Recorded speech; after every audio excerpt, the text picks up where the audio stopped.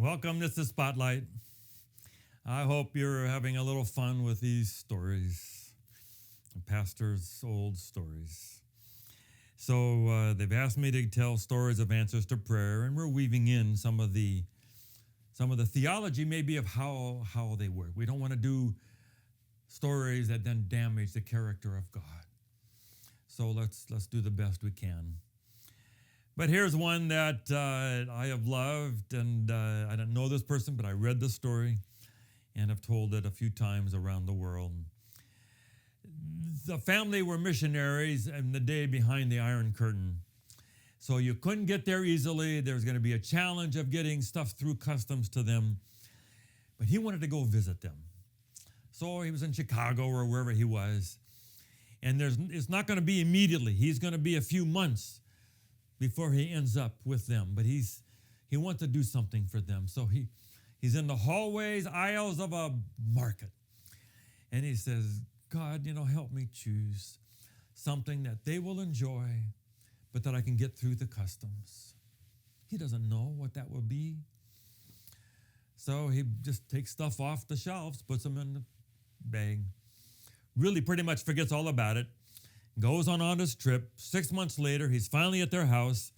They do their few days together, and it's about time to leave when he remembers the food at the bottom of his backpack.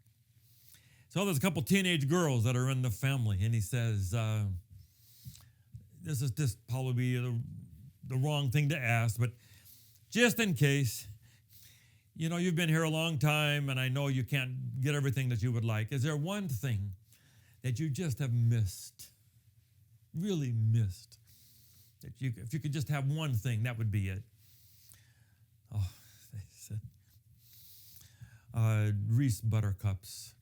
We just can't get that here. We have dreams about Reese Buttercups, the chocolate. He said, let me see. Goes back to the backpack. That's what he had. Here, oh, thank you. Says to the mother, I shouldn't press my luck, but if you could just get one thing, what would it be? Oh, she says, I love those little cans of fruit cocktail with all the different kinds of fruit, and it's cool, and we just can't get that here. We can't get fruit like that here. He said, let me see. Goes back to his backpack. Sure enough, can of fruit cocktail. Hands it to her. He said, dude, I don't think I should probably ask. That's probably pressing this way too far, but what would you like if you could choose? He said, no one else wants what I like. But he says, I dream of having tapioca pudding. Goes to the bottom of the backpack and pulls it out. Tapioca pudding. 3 out of 3. 6 months before, asking God to guide him in the aisles of a market. Could that be how God works? Missionary over there, serving God, has a need. They're just asking God to just bless them. You're here and you're trying to tune in to the will and whispers of God. And God speaks through your desires. And you pull things off a shelf and God makes a match.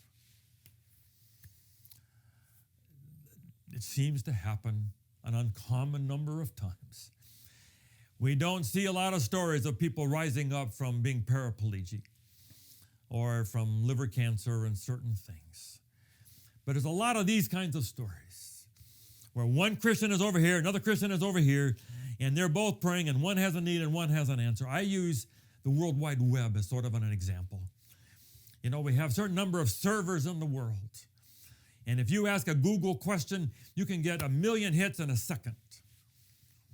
If electricity goes out for a quarter of the world, you're going to get less results. Every Christian is a server. We're another node. And when God has a lot of nodes, he can do a lot of very cool things. And he can take food to missionaries and send money there and have you walk into the government right at the right day to ask for something. And God advances the work through this huge pool of people who are praying and tuning in to the God of the universe. And we make magic all together as the body of Christ. This is Spotlight. God bless you. Thank you for watching Spotlight. We're so excited about this. We hope that you'll subscribe and so you'll get all of them. And please just forward it on to others and tell other people about it. And let's just see what kind of an audience we can get for these messages of Spotlight. God bless you.